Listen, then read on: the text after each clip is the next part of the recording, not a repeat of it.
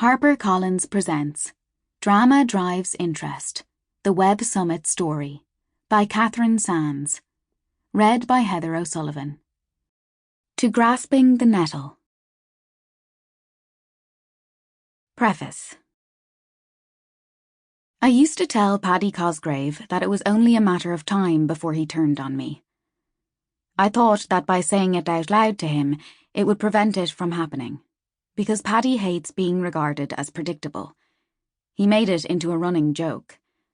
Back when I first started intensely reporting on Web Summit in 2021, after a litany of lawsuits involving the three co-founders brought an ugly row into the public domain, most things with Paddy felt like a joke, until they didn't anymore. After a series of amusing but increasingly tense engagements, a heated argument at the end of last summer largely spelled the end of our contact, which by then had been ongoing for over a year. I think Paddy appreciates being confronted with a different point of view, but he has become so entrenched in his, it can be impossible to find common ground. It should be clearly stated, too, that Web Summit and Paddy personally were contacted to discuss the content of this book, but they declined to engage or did not reply. As for the other co-founders, they have had multiple opportunities to be interviewed for this book. Writing a book about a business that has built an empire around holding space for powerful people to share ideas has raised questions about whether that is a way to wield a power of its own. And sharing this story about a businessman who, after years of courting controversy without serious professional repercussions, crosses the line while you're writing it, has been absolutely surreal, to say the least. Along with this drastic narrative shift, the process has been additionally complicated by Paddy's online attacks and repeated claims that he is writing his own book. I don't think many non-fiction writers have to deal with issues like these, but as you may already be aware, Paddy is not like most business people. The grief I have absorbed from some characters involved in this story has at times paled in comparison to that which has been directed at me from others. Emotions ran high at various points, such as when, standing in Tesco on Baggot Street, I was shouted at on the phone by a rival business journalist who told me that I wasn't tough enough to write this book. I am acutely aware, after speaking with so many people who shared their experiences when they had no obligation to, that there is a lot of hurt in this story. The lawsuits are only one aspect of that.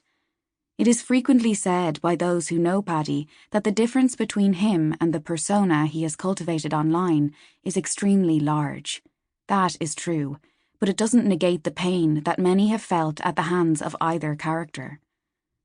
Paddy himself also appears to regard his private and online self as two distinct entities. In 2022, despite privately complimenting me that a piece I had written nailed him, he posted online that it was riddled with inaccuracies, and he was going to respond with a legal letter. When asked why he felt the need to attack, his response was to send a screenshot of the number of click-throughs his post had received, saying, "Drama drives interest." I knew then that there was more to this story. Web Summit came of age in the hustle era of the early 2010s, when churn and burn were par for the course on the road to success, and when everyone thought they were only a few ideas away from being the next Facebook or Twitter. It capitalized on the zeitgeist of its time, when pop culture and user experience-driven technology were just beginning to fuse into what they are today, when the tech world was trying to reinvent itself as a force for good, despite being marred by a greedy and indifferent reputation. For these reasons and many others which will unfold on the pages of this book, I truly believe this is the most compelling Irish business story of my generation. Catherine Sanz, June 2024. Chapter 1. Shitstorm. It's just after 4 p.m. on a Monday in November, and a swarm of lanyard-wearing techies are beginning to descend on a strip of land to the east of one of Europe's oldest cities.